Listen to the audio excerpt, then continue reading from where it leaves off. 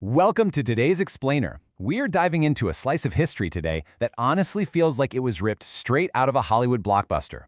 We're talking massive armadas, desperate midnight escapes, epic clashes of empires, and a notoriously ruthless 16th century warlord. If you've never heard of Limahong, or Lin Feng as he's known in Chinese records, well, get ready. The true story of this pirate king is absolutely incredible. We're going to break down exactly how he orchestrated a massive, though ultimately failed, invasion of the Philippines back in 1574. So, let's establish exactly who we're dealing with here. How in the world does a hunted outlaw almost topple an entire colonial empire? Well, you have to understand, Limahong was no ordinary petty thief. He was a highly organized, heavily armed, and incredibly dangerous Ming Dynasty warlord. But here's the catch. He was essentially an outlaw in his very own country. He was being relentlessly pursued by the Chinese Imperial Navy. Why? Because he had made a very lucrative and frankly very violent career out of executing ruthless raids on port cities all across Guangdong and Fujian. The Imperial forces were closing in fast, and Limahong realized his days were literally numbered if he stayed in Chinese waters. He didn't just need to escape, he desperately needed a brand new base of operations. You know what they say, right? Necessity is the mother of invasion. With the Chinese Imperial Navy practically hot on his heels, Limahong's fleet was roaming the seas, desperately looking for a lifeline. And they actually found one in the form of a captured merchant ship. It was from the crew of this very vessel that Limahong extracted a golden piece of intelligence: Manila. He learned that Manila was a newly established Spanish settlement, and more importantly, he learned it was prosperous, wealthy, and lightly defended. To a desperate pirate warlord looking for a new kingdom to rule, Manila sounded like the perfect target. Now, to really grasp the sheer scale of what was about to hit Manila Bay in late November 1574, we have to look at the makeup of his force. This was definitely not a quick smash-and-grab raid. He brought an armada of over 60 massive war junks. Alongside his own seasoned fighters, he actually hired highly skilled Japanese mercenaries, led by his fiercely loyal Lieutenant Siogo. But honestly, the most revealing detail here, he also brought hundreds of women and artisans. You don't bring families to a simple robbery, right? This proved Limahong's true intention. He wasn't just there to pillage the Spanish settlement and leave. He fully intended to wipe it completely off the map and build his own permanent pirate kingdom right in its place. 3,000. Let's just take a second for the human element behind this massive number to sink in, because it is truly terrifying. Imagine being a local resident, or maybe a newly arrived Spanish settler, standing on the shores of Manila Bay in 1574. You look out at the horizon and you see the ocean practically blackened by the sails of 60 warships, carrying 3,000 ruthless combatants who have literally been fighting the Imperial Chinese Navy for years. The sheer paralyzing terror this force must have struck in the hearts of those locals is almost hard to overstate.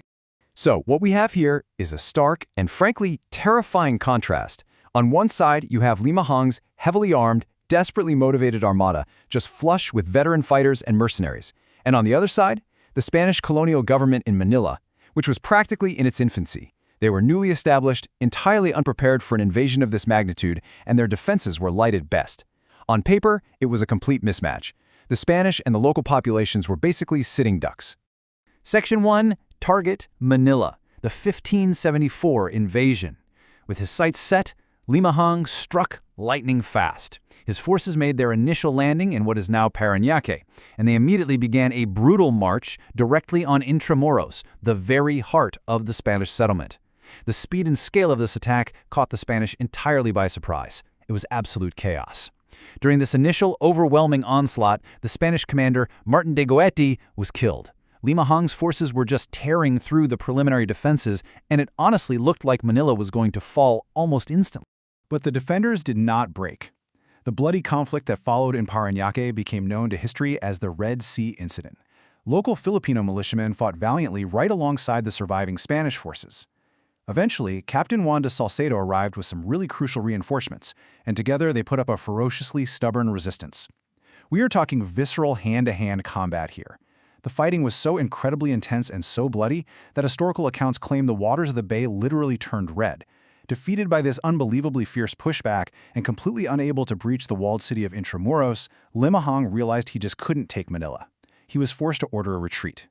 Moving to Section 2, the Pangasinan Kingdom, a rogue state. So, Limahong abandons Manila. Sure, but he definitely doesn't abandon his dream of having a kingdom. He sails his armada north along the coast and discovers the mouth of the Agno River in Lingayen, Pangasinan. Right here, he sets up a heavily fortified settlement. He unilaterally proclaims himself the ruler of his very own new kingdom. And to sustain his remaining army, he ruthlessly subjugates the local village leaders, forcing them under threat of violence to supply his thousands of troops with food and resources. He had carved out his rogue state, but the clock was ticking. Because his reign in Pangasinan was destined to be short-lived. The Spanish and the local Filipinos certainly hadn't forgotten about him. By 1575, a massive joint military force tracked his armada north. They descended on his fort in Lingayen and initiated a grueling, suffocating siege. And this wasn't just a quick skirmish. This siege dragged on for 4 agonizing months. Limahong's supplies were dwindling, his men were completely trapped, and the combined Spanish-Filipino forces had him totally cornered. Boxed in by the land forces and the sea, Limahong was staring down total annihilation. And this right here brilliantly illustrates his absolute tactical genius under pressure. While making it look like he was preparing for a final desperate stand just to distract the Spanish forces, Limahong ordered his men to secretly dig a massive trench, a literal canal, leading straight to the sea. The sheer physical labor involved in doing this while under an active siege is just astounding. Once that canal was complete, he loaded his remaining ships and in the dead of night, quietly slipped out to the ocean right under the noses of his besiegers. Just a miraculous, almost unbelievable escape. The pacing of this history is just relentless. I mean, think about the timeline here. We start in late November of 1574 with that terrifying arrival in Manila Bay and the bloody Red Sea incident. Then just months later in 1575, he's tracked down and trapped in the Pangasinan siege. And then 4 months after that, he pulls off his legendary midnight escape. In less than a single year, Limahong managed to invade a country, fight a colonial power to a complete standstill, declare himself a king, endure a massive siege, and then completely vanish into the night. So, what's the big takeaway? The really crucial point is the lasting impact he left behind. Even though his invasion failed, he changed the region forever. His attack terrified the Spanish so much that it forced them to build significantly stronger stone fortifications in Manila. Even more fascinating, Ming Dynasty imperial ships had actually tracked Limahong all the way to the Philippines. When they met the Spanish there, it triggered the very first diplomatic contacts between the massive Spanish Empire and Ming China. Culturally, his footprint is still there today. The escape route his men dug is geographically known as the Limahong Channel, and local lore in Pangasinan says that many of his men were left behind in the chaotic escape, eventually intermarrying with the locals and leaving a lineage of descendants that live in the province to this very day. Which leaves us with one final, lingering mystery.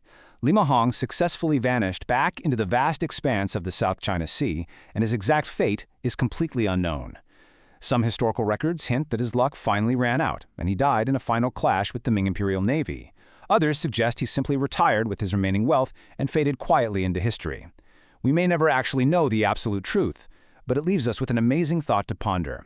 When you have a figure whose life was so enormous, so disruptive, and so violent, where exactly does the historical fact end and the local legend begin? Think about that the next time you hear a tale of pirates and empires. Thanks for joining me for this explainer. Keep learning, and I'll catch you on the next one.